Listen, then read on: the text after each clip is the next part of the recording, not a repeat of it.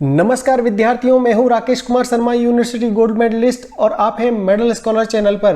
विद्यार्थियों, SSC junior senior Hindi translator के लिए हमने जो सीरीज शुरू की है वो है हिंदी निबंध की सीरीज। और इसी सीरीज के अंतर्गत आज हम आपको 5वां निबंध देने जा रहे हैं विद्यार्थियों, और उसका सब्जेक्ट है महिला सशक्तिकरण। विद्यार्थियों, ये सब्जेक्ट हमने आपको बताया था कि हमने क्यों चूज किया है। उसके पीछे रीजन है कि अभी महिला सशक्तिकरण की बहुत ज़्यादा बात हो रही है। चारों तरफ से महिला रिजर्वेशन बिल भी अभी आया है और यही कारण है कि महिला सशक्तिकरण पर पूछे जा सकते हैं आपके विचार।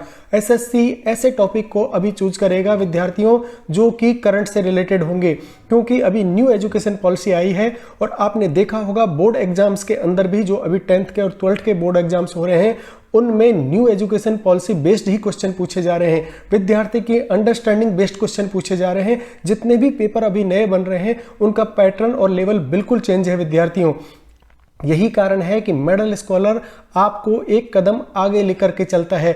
हम उन चैनलों की तरह नहीं है विद्यार्थियों जो आपको रटे रटाए और बिल्कुल ट्रेंड के अकॉर्डिंग नहीं है। उन पर आपको तैयार करने के लिए बहुत सारी लिस्ट आपको थमा देते हैं। वो कहते हैं कि ये 50 निबंध तैयार कर लो, 40 कर लो, 50 की लिस्ट अपने चैनल पर दे देते हैं और आपसे कहते हैं याद करने के लिए। क्या यह पॉसिबल है कि एक विद्यार्थी 50 निबंध तैयार कर पाए? विद्यार्थियों, बिल्कुल जस्टिफाई नहीं होता है, क्योंकि उनको भी पता है कि अगर वो 100 की लिस्ट देंगे तो 4 तो मिलेंगे ही, और फिर क्लेम करते हैं कि हमने बताई हुई लिस्ट से निबंध आए थे।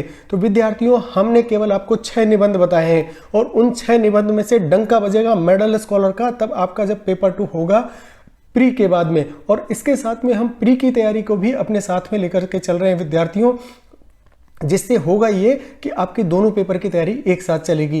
विद्यार्थियों, 2023 का जो पेपर है, जो ट्रांसलेटर का पेपर आया था, वो इस बार पैटर्न से हटके था। उसका पैटर्न वो नहीं था जो सालों से चला आ रहा था। यही कारण है कि उसको भी हम डिटेल एनालिसिस के साथ आपको लेकर के आ रहा हूँ। 1-2 दिन में आपको अपलोड कर दूंगा, उसको आप देखिएगा। उस पेपर को देखने के बाद आपको जस्टिफाई हो जाएगा कि आपकी तैयारी किस ओर जानी चाहिए।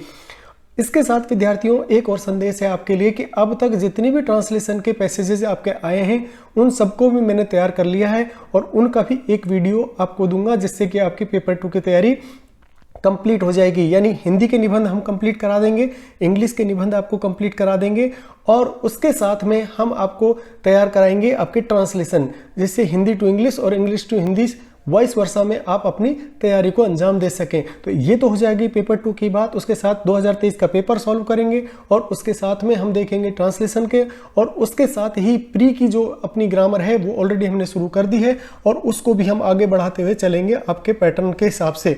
2023 में जिस पैटर्न में पूछे गए थे प्रश्न, उसी पैटर्न के आधार पर हम अपनी तैयारी को अंजाम देंगे।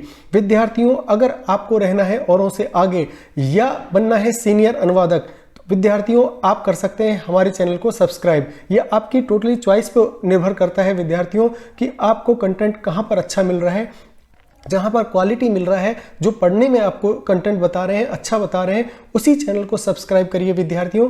किसी ऐसे चैनल को सब्सक्राइब मत करिए जो कि आपके कंटेंट और आपकी इच्छाओं को सुटेबल नहीं करता है। विद्यार्थियों, मैं हमेशा कहता हूं कि पहले हमारा कंटेंट देखिए और उसके बाद आप डिसाइड करिए कि हमारे साथ पढ़ना है या नहीं पढ़ना है। तो चलिए विद्यार्थियों, आज का निबंध हम देखते हैं महिला सशक्तिकरण, जो कि सभी बोर्ड एग्जाम में भी उपयोगी होगा। तो चलिए देखते हैं इस निबंध को। विद्यार्थियों, महिला सशक्तिकरण जैसा विषय है उसी हिसाब से हमें निबंध को भी देना होगा। हमारे निबंधों की विशेषता रही है बिल्कुल सटीक, छोटे, संक्षिप्त शब्दों के आधार पर हम आपको निबंध देते हैं। क्लिष्ट हिंदी से हम बचते हैं, ऐसे शब्दों का चयन करते हैं जो कि आपके दैनिक जीवन में आपने उपयोग किए हों, जिनमें आप लिखते वक्त गलतियां ना करें। और हमारे निबंधों की सबसे बड़ी विशेषता यही है कि एक बार जब आप पढ़ लेंगे तो आप आत्मसात कर पाएंगे, अच्छे से याद कर पाएंगे। आज का जो निबंध है विद्यार्थियों महिला सशक्तिकरण, वो है प्रस्तावना, और उसको देखेंगे। उसके बाद देखेंगे महिलाओं को शिक्षा, साथ ही पढ़ेंगे स्वतंत्रता और समर्थन, रोजगार के अवसर, साथ देखेंगे आर्थिक समर्थन, संबंधों में समानता, समाज में बदलाव के साथ कंक्लूड करेंगे उपसंहार पर। तो चलिए देखते हैं सबसे पहले प्रस्तावना को। विद्यार्थियों, प्रस्तावना में हमने लिखा है, महिला को सशक्त करने से न केवल एक परिवार या एक देश सशक्त होता है, बल्कि नारी के सशक्तिकरण से तो संपूर्ण विश्व सशक्त होता है। यही वो लाइन है विद्यार्थियों जो एग्जामिनर के मन मस्तिष्क पर छाएगी। हमेशा पहली लाइन ऐसी चूज करें जो पूरे सब्जेक्ट को एक तरीके से निचोड़ करके एग्जामिनर के सामने रख दे और उसके उत्कंठा हो जाए कि विद्यार्थी वास्तव में पढ़ा हुआ है और कुछ गंभीर कहना चाहता है। तो यहाँ पर इसीलिए हमने ये लाइन लिया कि महिला को सशक्त करने से, महिला सशक्तिकरण पर निबंध है तो पहली बात हमने महिला सशक्त करने से ही लिया है। महिला को सशक्त करने से न केवल परिवार या एक देश सशक्त होता है बल्कि नारी के सशक्तिकरण से तो संपूर्ण विश्व सशक्त होता है। अतः महिला सशक्तिकरण समाज में समानता और समरसता की दिशा में एक महत्वपूर्ण कदम है, क्योंकि महिलाएं समाज के हर क्षेत्र में अपना सकारात्मक योगदान दे सकती हैं और उन्हें समाज में उच्च स्थान प्राप्त करने का अधिकार है। इसके लिए समाज में महिलाओं को शिक्षित, सामर्थ्यपूर्ण और स्वतंत्र बनाने की आवश्यकता है। यहाँ पर कंक्लूड किया प्रस्तावना को हमने कि क्या चाहिए महिला सशक्तिकरण के लिए, क्या चाहिए मतलब आने वाले जो टॉपिक्स हैं उनकी भूमिका हमने रख दी कि हम बात किस पर करने जा रहे हैं। प्रस्तावना में जो शुरू करते हैं वो सारगर्भित होना चाहिए, ऐसा अट्रैक्टिव होना चाहिए कि आगे पढ़ने की उत्कंठा जगे। जैसे हमने पहली लाइन जो लिखी थी वो आपको बता ही दी है और लास्ट लाइन में जो हमने लिखा है कि इसके लिए समाज में महिलाओं को शिक्षित, सामर्थ्यपूर्ण और स्वतंत्र बनाने की आवश्यकता है। यानी आगे का जो विषय होगा इससे लिंक करके होगा, शिक्षा की बात होगी, सामर्थ्य की बात होगी, स्वतंत्रता की बात होगी। तो इस तरह से आप एक पैरा को दूसरे पैरा से जोड़ करके चलते हैं। विद्यार्थियों, दूसरा जो टॉपिक हमने प्रस्तावना के बाद लिखा है वो लिखा है महिलाओं को शिक्षा, क्योंकि हमने जो लास्ट लाइन लिखा है आपने देखा होगा प्रस्तावना के अंदर, इसके लिए समाज में महिलाओं को शिक्षित, यानी शिक्षित की बात हमने पहले की है तो हम पहले बात करेंगे महिलाओं को शिक्षा की। तो इस तरह से आप जब अपना कंटेंट को लिंक करके पढ़ेंगे तो आपको अच्छा लगेगा और निबंध भी आपका बहुत बेहतरीन बन करके सामने आएगा। दूसरा हमने लिखा है सामर्थ्यपूर्ण और स्वतंत्र, तो इसीलिए हमने दूसरा पॉइंट भी स्वतंत्रता और समर्थन ले लिया है। तो यहाँ पर आपको लिंक करके पढ़ना होगा। लिंक करके पढ़ने से आपको हेडिंग्स भी अच्छे से याद होंगी और आप लिख भी अच्छा पाएंगे। महिलाओं को शिक्षा में देखते हैं। महिलाओं को शिक्षित होना महिला सशक्तिकरण की दिशा में पहला कदम है। शिक्षित महिलाएं अधिक जागरूक, समझदार और समर्पित होती हैं। शिक्षित महिलाएं अपने अधिकारों को समझती हैं तथा वो न केवल अपने जीवन में सफल होती हैं बल्कि अपने परिवार और समाज में भी सकारात्मक परिवर्तन लाती हैं। विद्यार्थियों, टैगलाइन जो थी वो शिक्षा से जुड़ी हुई थी, यही कारण है कि मैंने उसको प्रस्तावना में ना दे करके और महिलाओं की शिक्षा के अंदर टैगलाइन को दिया है। आज की जो हमारी हटके जो टैगलाइन है वो है नारी को शिक्षा और सम्मान, इससे होगा देश महान। सिंपल, सोवर और एकदम हार्ट टचिंग टैगलाइन मैं लिखता हूँ विद्यार्थियों, और इसी तरह की टैगलाइन आप भी यूज कर सकते हैं। अपनी खुद की भी हो सकती है या आप इसे भी यूज कर सकते हैं। नारी को शिक्षा और सम्मान, इससे होगा देश महान। इसके बाद विद्यार्थियों बात करते हैं स्वतंत्रता और समर्थन की। महिलाओं को स्वतंत्रता और समर्थन प्रदान करना भी महिला सशक्तिकरण का महत्वपूर्ण हिस्सा है। समाज में महिलाओं को खुद के निर्णयों के लिए आत्मविश्वास और साहस देना आवश्यक है। उन्हें व्यापारिक, राजनीतिक, सामाजिक क्षेत्रों में समर्थन मिलना चाहिए ताकि वो अपनी क्षमताओं का बेहतर तरीके से उपयोग कर सकें। फिर इसके बाद है विद्यार्थियों, क्योंकि हमने बात कर दी है महिलाओं को खुद का निर्णय, आत्मविश्वास और उनके रोजगार की, यही कारण है कि अगला पॉइंट जो हमने लिया है विद्यार्थियों वो लिया है रोजगार के अवसर। महिलाओं के लिए उच्च शिक्षा और विभिन्न क्षेत्रों में समर्पित रोजगार के अवसर प्रदान करना भी एक महत्वपूर्ण कदम है। वो न केवल अपने परिवार का सहारा बनती हैं बल्कि उनका सकारात्मक योगदान समाज को भी मिलता है। रोजगार के माध्यम से महिलाएं आत्मनिर्भर बनती हैं और उन्हें समाज में अपनी अहमियत का अनुभव होता है। जैसे ही महिलाएं आत्मनिर्भर बनेंगी तो उनको आर्थिक समर्थन मिलना शुरू होगा। यही कारण है कि हमारा नेक्स्ट बिंदु जो है विद्यार्थियों वो लिया है हमने आर्थिक समर्थन। देखते हैं आर्थिक समर्थन के अंदर आपको क्या लिखना चाहिए।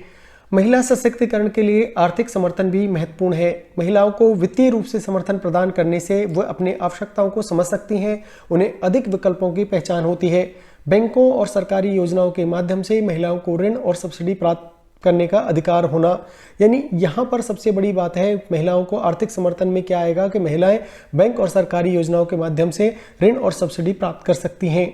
इसके बाद है विद्यार्थी संबंधों में समानता, यानी जब नारी और पुरुष की बात हो रही है, महिला को सशक्त करने की बात हो रही है तो क्या असर पड़ेगा संबंधों पर, आइए देखते हैं। महिला सशक्तिकरण का मतलब है समाज के संबंधों में समानता और समरसता हो। समाज में महिलाओं को समानता का अधिकार होना चाहिए, चाहे वह राजनीतिक, आर्थिक या सामाजिक क्षेत्र में हो। विद्यार्थियों, इसके बाद आता है संबंधों में समानता होगी तो समाज में बदलाव आएगा। तो बदलाव कैसा आएगा वो देखते हैं। महिला सशक्तिकरण के लिए समाज में बदलाव आवश्यक है। लोगों को महिलाओं के प्रति सम्मान और उनके साथ उच्चतम स्तर का व्यवहार दिखाना चाहिए। बुरे रूप में बदले जाने वाले सोच और अभिकट एटीट्यूड को समाप्त करना आवश्यक है। विद्यार्थियों, मैंने यहाँ पर एक शब्द यूज किया है, अभिकट एटीट्यूड। ये विद्यार्थियों आपको याद रखना है इस शब्द को। ये थोड़ा सा मैंने अलग हटके लिया है, लेकिन समाज में बदलाव होता है तो अभिकट एटीट्यूड को समाप्त, मतलब एक पुरुष की मानसिकता होती है कि मैं ही सर्वस्व हूँ, मेरे अलावा कोई नहीं है, वो वाली एटीट्यूड को समाप्त करना आवश्यक है ताकि समाज में सभी को समान अधिकार और अवसर मिले। यानी अगर समाज में संपत्ति की बात आती है तो पुरुष को मिले, प्रॉपर्टी का नाम आता है तो पुरुष को मिले, ये वाला जो एटीट्यूड है महिलाओं का क्या होगा, उनको क्यों चाहिए संपत्ति, उनको तो घर में ही रहना है, ऐसे जो अभिकट एटीट्यूड जो होता है उसको समाप्त करना आवश्यक है। अब बात आती है विद्यार्थियों उपसंहार की, और आपको पता ही है प्रस्तावना और उपसंहार सबसे महत्वपूर्ण होते हैं और उपसंहार में आपको मिलेंगे मार्क्स, और यही कारण है कि हमने बनाया है बहुत ज़्यादा अट्रैक्टिव। हमने लिखा है महिला सशक्तिकरण समाज के सुधार और समृद्धि की दिशा में एक महत्वपूर्ण कदम है। यह न केवल महिलाओं के लिए बल्कि समाज के लिए भी फायदेमंद है। समाज को समृद्धि की दिशा में बढ़ते हुए महिलाओं का समर्थन करना हम सभी की जिम्मेदारी है।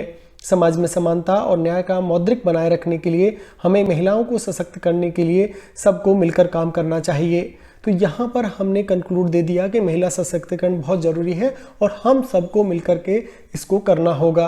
तो इस तरह विद्यार्थियों आप लिख सकते हैं महिला सशक्तिकरण पर अपने विचार, आप अपने बिंदु भी बना सकते हैं। जो जनरल एक आइडियल निबंध हो सकता है वो पैटर्न मैंने आपको दिया है, कौन कौन से कंटेंट हैं जो आपको शामिल करना चाहिए, किस कंटेंट पे आपको फोकस करना ज़्यादा होगा, किस कंटेंट को छोड़ना होगा, अननेसेसरी का तारतम्य आपको बैठाना होगा, अननेसेसरी का जो वक्तव्य है उनसे बचना होगा, टू द पॉइंट रहना होगा, हर सेंटेंस आपका सब्जेक्ट से जुड़ा होना चाहिए। विद्यार्थियों जब भी आप निबंध लिखेंगे तो जो भी सेंटेंस आप लिख रहे हैं वो उसको देखिएगा कि वो सब्जेक्ट से कहीं ना कहीं लिंक कर रहा है या नहीं कर रहा है। और बहुत ज़्यादा बड़ा निबंध आप तैयार मत करिएगा क्योंकि वहाँ पर आपके लिए समय बहुत कम होता है। 2 घंटे में से केवल सिर्फ आधा घंटा आपको मिलेगा विद्यार्थियों, और आधा घंटे का यूटिलाइजेशन इस तरह से होना चाहिए जैसे लोडेड पिस्टल, जो मैं आपको बोलता हूं कि सीधा जाके आपको छापना है। और मेडल स्कॉलर का विद्यार्थी हम बार बार प्रैक्टिस करेंगे, इसी तरह से आपकी इतनी प्रैक्टिस करा देंगे कि आपको लोडेड पिस्टल बनना ही होगा। आप जाके सिर्फ छापने का काम करेंगे और मेडल स्कॉलर का नाम भी रोशन करेंगे। अब देखते हैं विद्यार्थियों आपके लिए संदेश। प्यारे विद्यार्थियों, आप सभी SSC junior senior Hindi translator की तैयारी कर रहे हैं। इसमें हमने आपको शुरू की है निबंध की सीरीज जिसमें हिंदी के निबंध चल रहे हैं और इंग्लिश के निबंध चल रहे हैं। सबसे पहला वीडियो हमने बताया था कि निबंध लिखने की ट्रिक कौन कौन सी होंगी, किस तरह से अगर आपको कुछ भी सब्जेक्ट के बारे में नहीं आता है, आप बिल्कुल ब्लैंक हैं, एक नया ही सब्जेक्ट आपके सामने आ गया तो भी आप निबंध लिख सकते हैं। उसकी कुछ ट्रिक्स हैं जो मैंने आपको उस वीडियो के अंदर बताई थी 20 फरवरी 2024 को। विद्यार्थियों वो निबंध का पहला वीडियो है। आपने जब भी आप निबंध देखेंगे उस वीडियो को देख करके ही निबंध देखेंगे। उससे होगा ये कि उन ट्रिक्स से, उन सेंटेंसेस से, उनमें मैंने बताया है कि किस तरह आपको वर्ड्स यूज करने चाहिए। अगर आपको कुछ भी नहीं आता है तो कुछ ऐसे वर्ड्स हैं जो आप डेली लाइफ में यूज करते हैं, उनकी जगह कौन से वर्ड आपको यूज करने चाहिए जिससे आपका बड़ा पैसेज बन सके, बड़ा पैराग्राफ बन सके और आप कम शब्दों में अपनी बात कह सकें। विद्यार्थियों अगर निकलना है बाकी परीक्षार्थियों से आगे और बनना है अनुवादक तो आप चैनल को सब्सक्राइब कर सकते हैं। शिक्षा आपकी है कि आप किस ओर जाना चाहते हैं। इसी के साथ मैं अपनी वाणी को विराम देता हूं। बहुत बहुत धन्यवाद साथियों।